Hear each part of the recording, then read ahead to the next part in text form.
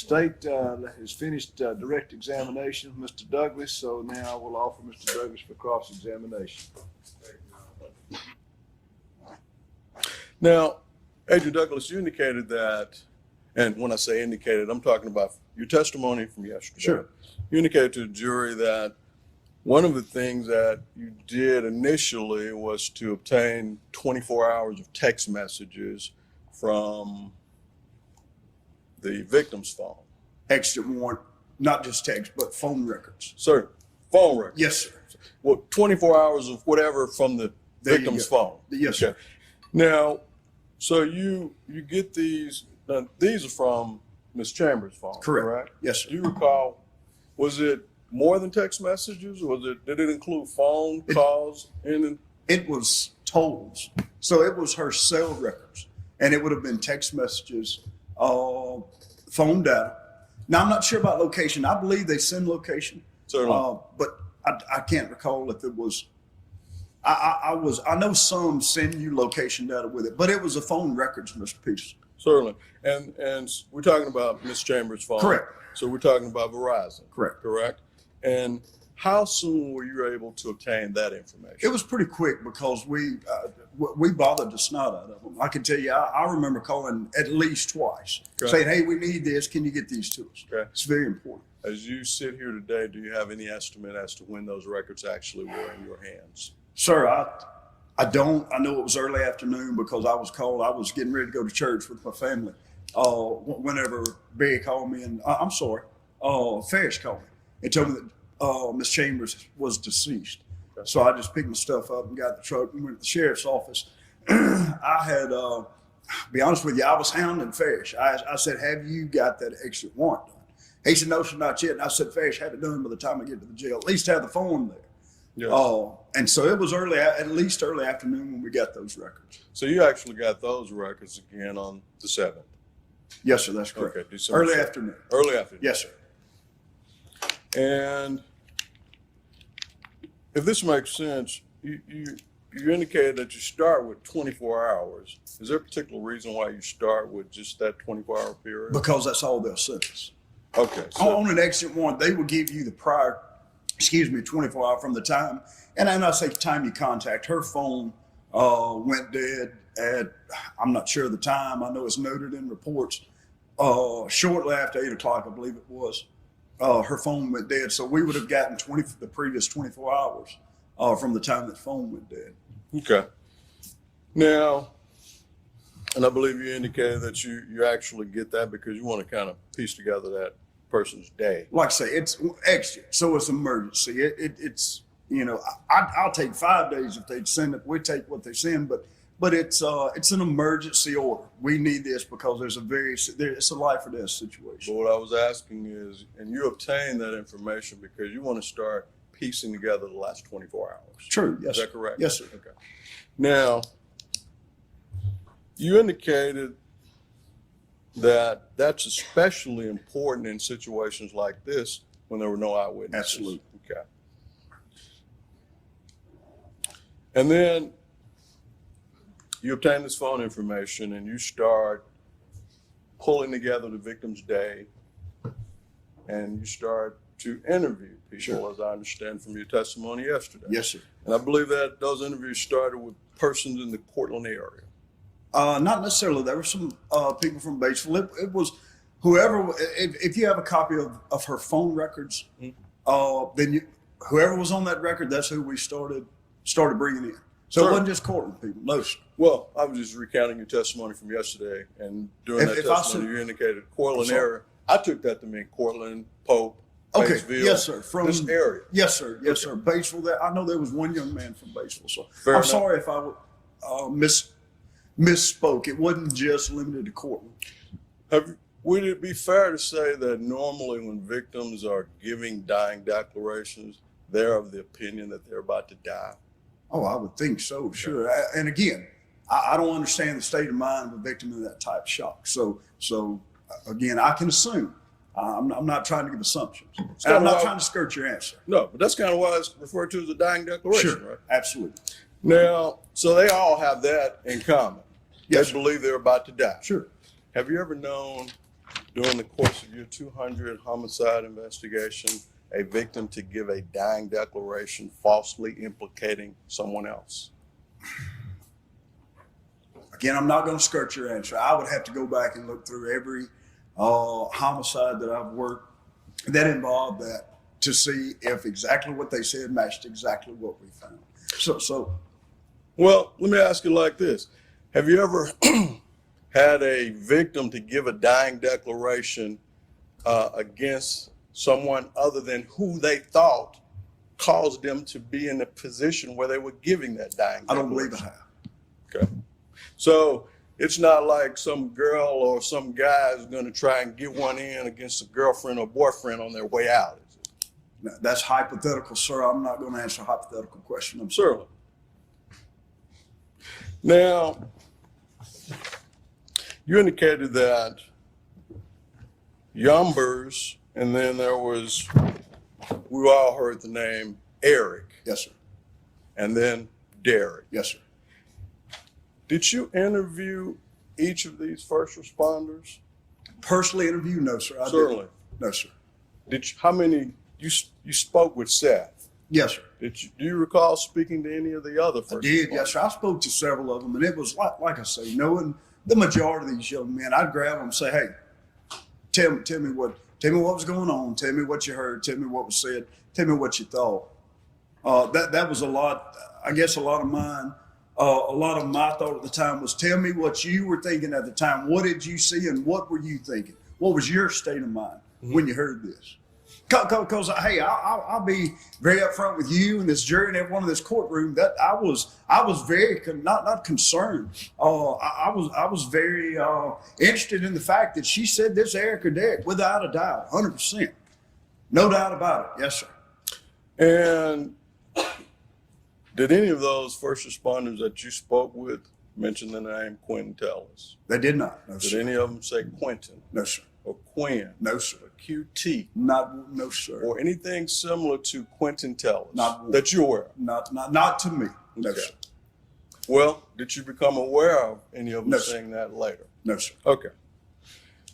And then yesterday when we were talking, or when you were being questioned by the prosecution, you indicated that at that point, it absolutely caused you to expand your investigation Absolutely. based upon that information. Yes, sir. So you took that Eric or Derek seriously. Now, when I said expand, I was referring to the Youngers, the fact that she couldn't pronounce her last name. Certainly. So that was my testimony as far as that testimony. That was the reason for the expansion, Okay. or the not limiting ourselves to Eric or Derek. Okay.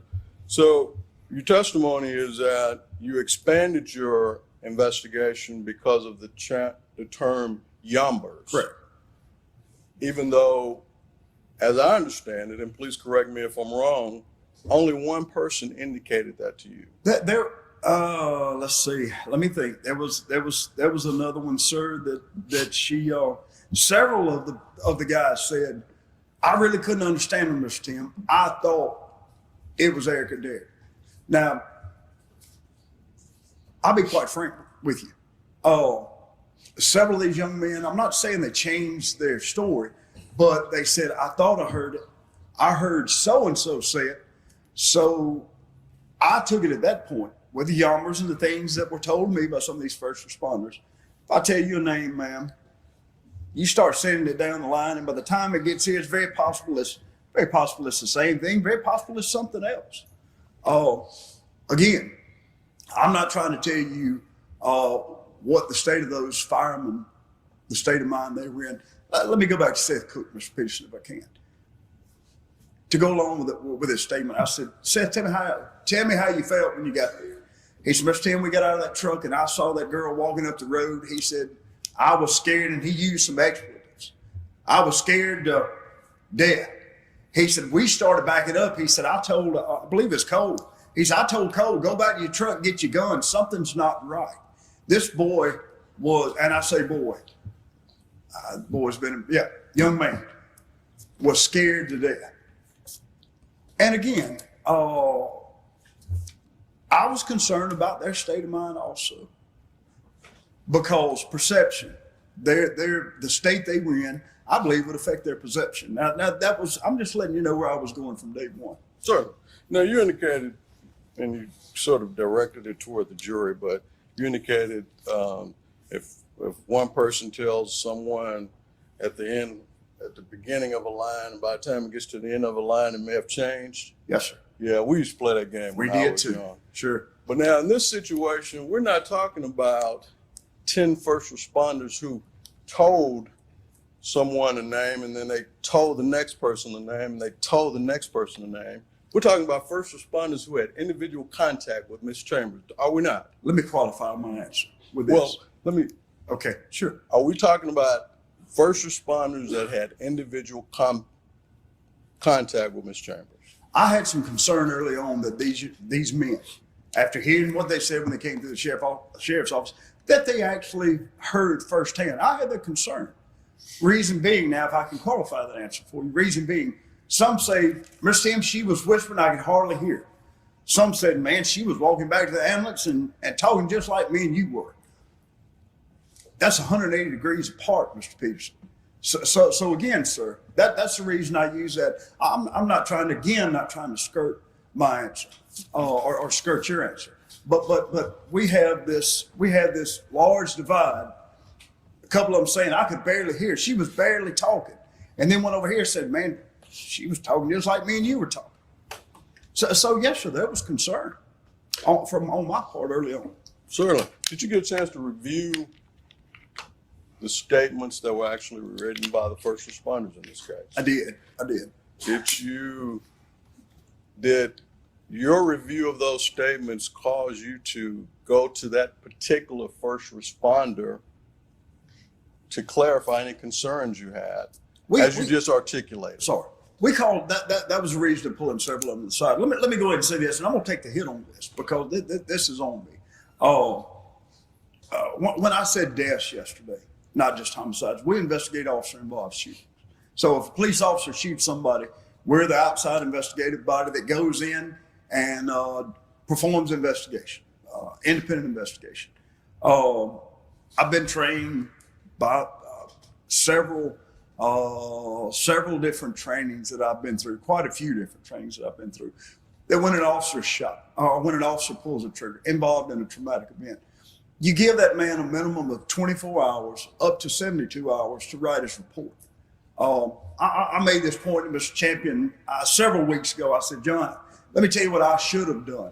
I should have told those firemen, look, take 2 or 3 days, let this sink in, think about what you saw, what you heard, and put it down on paper. I'll take the hit on that. I should have said, slow down, stop, take your time, go home, think about what you saw, what you heard, write your report. They were involved in a traumatic event. I don't know how they described it when they sat on this stand, but I'm just letting you know that according to what they told me, they were involved in a traumatic event. It was on me to say, slow down, take your time, think about it before you tell us what you saw or heard. It's the same, so I'm not saying anything that it's the same thing that we do with police officers involved in, excuse me, a shooting event, a traumatic event. So I didn't do that. So I made that mistake. I absolutely did.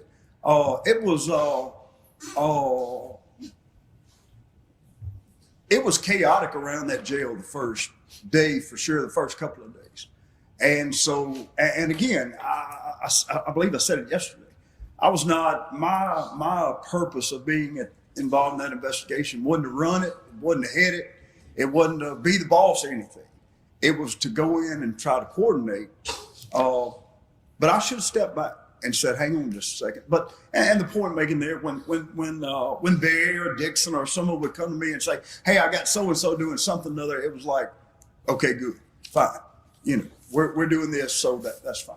Okay. And you said that was on you. It's on me, yes, sir. Would you agree with me then that it is on the first responder themselves to articulate in their statement what they actually witnessed there when they were present doing this?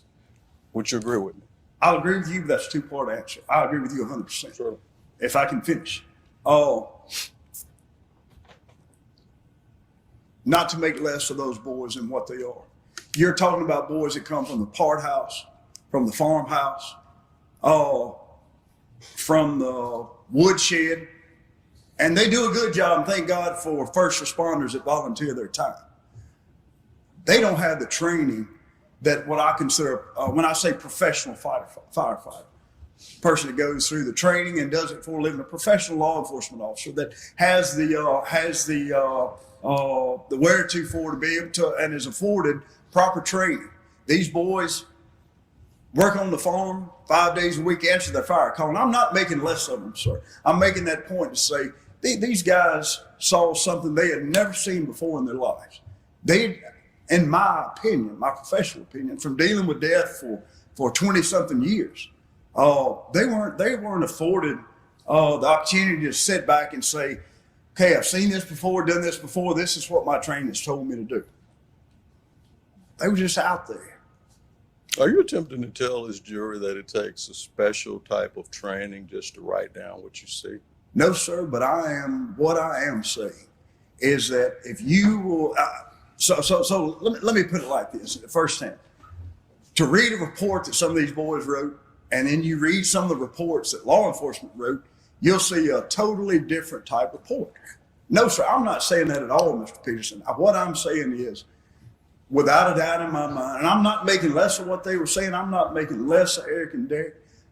What I'm saying is these boys were traumatized on the scene. They told me what they believed they heard, without a doubt. So, at this point, we're into your investigation. You've gotten Yummers, Derek, Eric, Yes, Yummers, Yes, sir. and your investigation is expanding. Yes, sir. Okay. Now,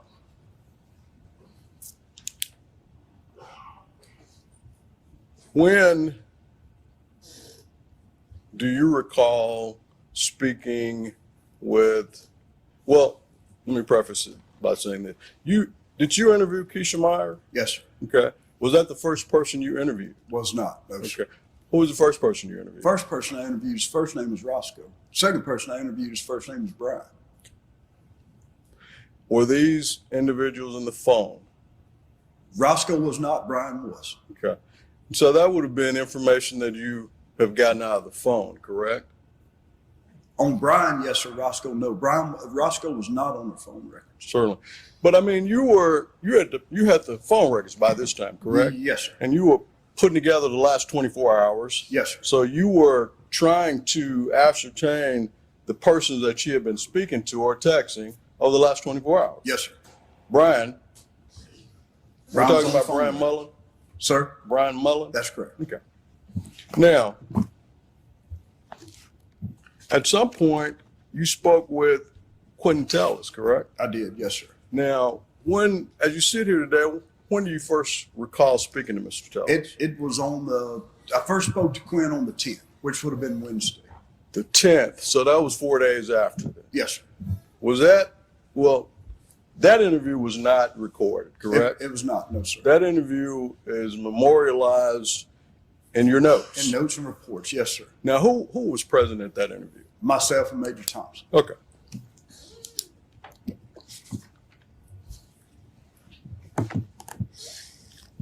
Now, you indicated that there were over 100 interviews Yes, sir. in this particular case. Yes, sir. When you say 100, do you mean yourself personally or No, by sir. As the everyone who's involved? investigation as a whole, yes, sir. Okay. And at what point did those interviews or this investigation start to expand beyond the Cortland area or Batesville or Polk, as you recall? Well, I'd have to say early on because one of her prior, one of Jessica's prior boyfriends lived, I believe it was Ohio. So I mean, the thing expanded. There was never a time that we said, okay, boys, we need to start looking outside Cortland, Batesville, whatever. It was, when I say wide open, it was literally wide open, sir. Now, you indicated on yesterday that you contacted the Fed and you got every Eric in Panola County. Did I understand that correctly? From the Fusion Center. From the Fusion Center. Is that a federal agency? The Fusion Center is a state agency. It's a state They agency. come under NBI and the Department of Homeland Security. Okay. So they provided you with the name of every Eric in Panola County? That's correct. Okay. What about Derek? I believe Derek also. Yes, I believe that's correct. Do you recall how many names were on that provision? How did they communicate that information to you? It was sent to us in a list. There was a list sent to us. Okay. Sent to Major Thompson, I believe it was. Certainly. Did you see the list? Yes, sir, I did. Do you recall how many names were on that list? I don't, sir. No, Was sir. there- There were quite a few. I couldn't even speculate how many. There was quite a few. Was there more than 5? Oh, absolutely. Was there more than 100? I don't think so. No, sir. So it would have been somewhere between 5 and 100. Yes, sir. 50? Like I said, there were quite a few. I wouldn't even start to speculate. Certainly. Now,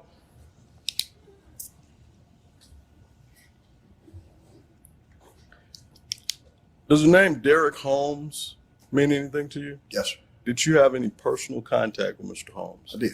What do you know about Mr. Holmes? He was the one I spoke of yesterday that I said I spent several days with him at the jail.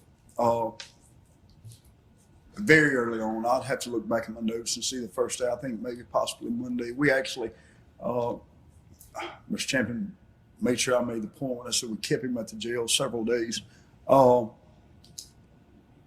I interviewed him over several days, interviewed his family. His family was sick of me by the time it was over with. And the point I was making when I was very honest and literal when I said, but the thing that exonerated that young man, the thing that I came to, he was absolutely rubbing his mama's feet whenever Jessica died. That was the point I was making. That's the depth that we went to with a lot of these Erics and Dereks. The depth I went to with Derek Holmes. Mr. Holmes is a registered sex offender. He is. Not? He is. He was home at the time of rubbing his mother's feet. That's correct. Okay. How do you know that? By interviews that I did, looking at again, I'll make this comment over and over, the totality of circumstances, totality of investigations. Some folks just aren't concerned with time. They'll say, I think it was Saturday. Well, it was after lunch. I couldn't tell you. So a lot of things I'll ask, what was playing on the TV? You know, maybe Wheel of Fortune. When you go through and start interviewing people, interviewed his mother, interviewed his brothers, interviewed some people that were out in the yard, interviewed not a girlfriend, but a girl. He was at the house. His mother had a medical issue. And I'm telling you, Mr. Peterson, he was at the house rubbing his mother's feet at the time Jessica was burning in her vehicle on Heron Road.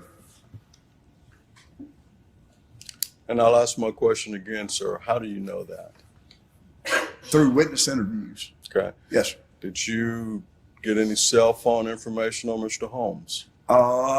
He borrowed cell phones. He didn't have a cell phone himself. He borrowed cell phones. When he wanted to talk, he borrowed cell phones. Okay. His brothers, he's got two brothers. I can't remember exactly, but he borrowed a cell phone. And he borrowed cell phone. Would that information have also come from witness interviews? Sure. Okay.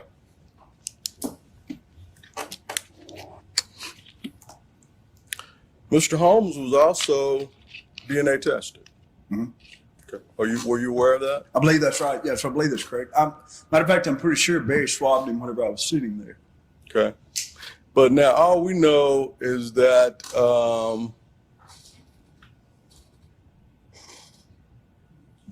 your witness interviews would indicate that he was at home rubbing his mother's feet, and he borrowed cell phones. Let me go ahead and put it to you like this, sir. Based on all the statements, based on all the witnesses that I interviewed, based on cell phone data and things, one thing I can tell you, sir, Derek Holmes didn't have any contact with Jessica Chambers on Saturday, December the 6th. I can tell you that. Okay. I can nail that down for you. I understand. I'm not trying to be confrontational. I'm sorry. No, sir. I won't be confrontational. I apologize. The point I'm making, Derek Holmes had no contact with Jessica Chambers on December the 6th, 2014, period.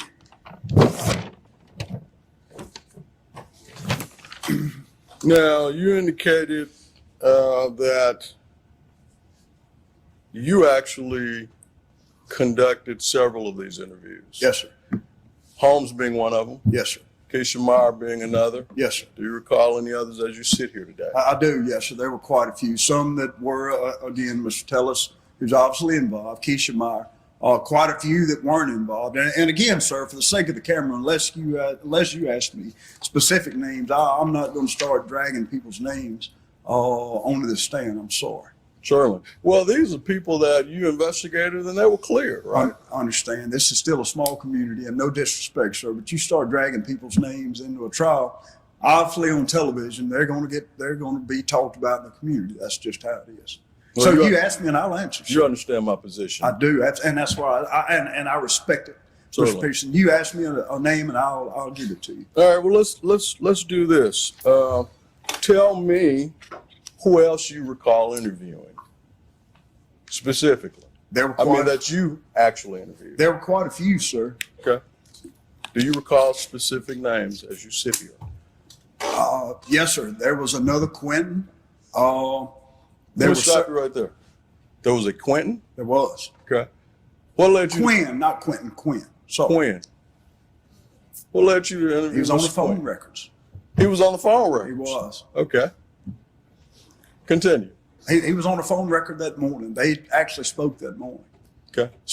I believe spoke after lunch. I'd have to look back at that record to see, but spoke after lunch. Did you actually meet Quinn? I did. Okay. Was he tested? I don't think so. Okay. And I can't be sure, so I'd have to look at that DNA log. I don't know that he was. Again, I'll qualify. They spoke. Have no evidence that they met that day. I have a couple of individuals that you made specific reference to on yesterday. Yes, sir. One was in Des Moines, Iowa. That's correct. And that individual lead was pursued. Absolutely. And eliminated. 100%. Why does that particular one stick out to you? Obviously, because I missed New Year's with my family being in Des Moines. Okay. Who was that individual? Who? First name was Terry. Tarek? Terry. Terry. Yes, sir. Okay. And is there any particular reason that one stuck out? Be more specific. I'm sorry. Well, yesterday in questioning from the district attorney, you went through a list of people that you knew about that were pursued. It was a lead. Sure. You pursued it. Sure. And you eliminated it. Sure. Okay. My question is, why did that particular lead stick out to you? Because you interviewed hundreds, as you say. Okay. Okay. All right, I understand. Again, based on tips that we'd received, some witnesses that came in and spoke to us about this young man, some things that he said, the way that, not the way, he left here and left Batesville and heard a lot of things that we said, hey, we need to get to Des Moines shortly and figure this thing out. Was there any DNA testing done on this particular Was not, individual? no, sir. Okay. No need to. Tell me what determined whether or not there was a need for DNA testing? I'm not going to say it was random. Men that had recent contact with him, we brought in to interview. They were swabbed. Okay. There was no method, no written down method of this is how I will do it. If they had recent contact with him, they were swabbed. Certainly. Now, what do you mean by recent contact? I don't know that there were certain parameters even. Now, I'm not saying a week or what have you. If a person, Being in the car with them? pardon? Been in the car with them? Again, there were no set parameters of, oh, this is who will swap. Okay. Tell me, would it be fair to say that the persons that you did eliminate, Did you go through the same process of elimination? As far as Eliminating them. I mean, you identified a lead, and then on this particular person, let's talk about Des Moines. Des Moines. okay, sure. I say Des Moines. That's Yes, I got that you. southern accent. But this Des Moines person, you determined that there was no need for DNA testing, even though you testified that this person left hurriedly. Did I Right. misunderstood you? No, sir, you did Okay. not. Left in a hurry. So my question would be, in that scenario, what caused you to eliminate the need for testing? Okay. I understand my answers have been somewhat vague. This young man, Lee came in, this young man told the person that called us, I was involved, this is on Sunday night. Sunday night, I told this person, I was involved in something really bad yesterday. I got to get the hell out of Mississippi. Got in a car and flew to Des Moines. Interviewed several other people, and they said, yeah, he was involved in something bad. Well, the bad thing that happened in Batesville, Mississippi on December the 6th was Jessica Chambers was burned up in a vehicle. So me and these FBI boys jump in a truck at 10:30 at night, haul freight to Des Moines. We get up there, start interviewing. This young man was involved in a shooting on the road just south of Batesville off Good Hope. Young man got shot in the stomach. He didn't die. When Terry left Mississippi, he thought the guy had died, and he said, hell, I'm sorry. Heck, I've been involved in a killing. I got to get the heck out of Mississippi before the law gets me. He was wanted by the Des Moines police up there for something. So he hauls freight. We get up there and we put it all together, and he didn't have anything to do with it. He didn't know Jessica Chambers. He said, man, I don't even know somebody got burned up. I was involved in a shooting. I thought y'all were coming up here. We got the FBI SWAT team to help us pick him up. Hell, I thought y'all were here to get me for this shooting. So not being vague, so there was no point to swab this young man. He didn't even know Jessica Chambers. He was involved in a separate shooting. Now, if you ask me, does this happen often? Yes, sir, it does. So one of the criteria would be that they don't know Jessica Chambers. Yes, sir. Okay. What about the gentleman was it a male or female in Chattanooga that you referred to? It was a male. That came through some jailhouse witnesses. Okay. It was bunk by the time we got there. I say bunk. It was, again, misunderstanding, confusion.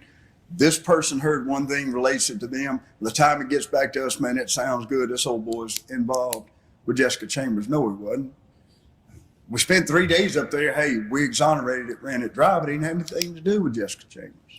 Let me ask you about Glenn Robinson or Glenn Williams and LaTroy Rudd, the Okay. two individuals who actually were out on Herring Road the night that this fire was called in. Yes, sir. Mr. Williams, I'm not sure if his name is Williams I or believe Robinson. it's Williams. I don't know how Robinson got in there. Glenn's or Williams. Yes, But sir. you're aware of those I two am, yes, sir. individuals, right? They were Yes, out on Herring Road. Yes, sir. They stopped. Yes, sir. They witnessed the fire. Right. They called it in. Correct. You were aware of them. Absolutely. Why weren't they Interviewed both of them. tested? Sir, Why weren't they tested? there was no need to, sir. They didn't have any contact with her. They were in close proximity to the actual fire. Let me tell you what was said to me that night. Neither one of those men admitted getting out of the car that night. They were on the phone with the lady at the jail calling it in. Yes, sir, I agree they were in close proximity. Absolutely.